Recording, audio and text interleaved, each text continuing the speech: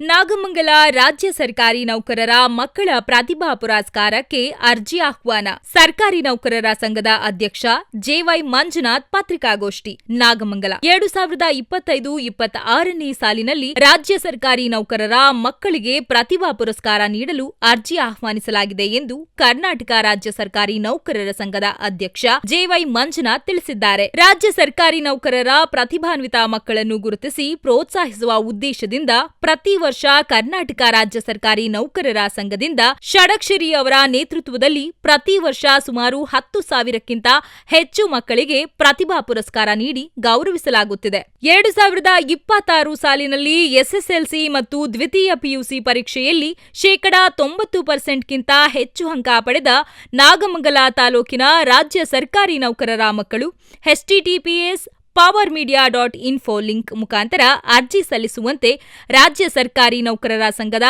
ತಾಲೂಕು ಅಧ್ಯಕ್ಷರಾದ ಜೆವೈ ಮಂಜುನಾಥ್ ಪತ್ರಿಕಾ ಹೇಳಿಕೆಯಲ್ಲಿ ತಿಳಿಸಿದ್ದಾರೆ.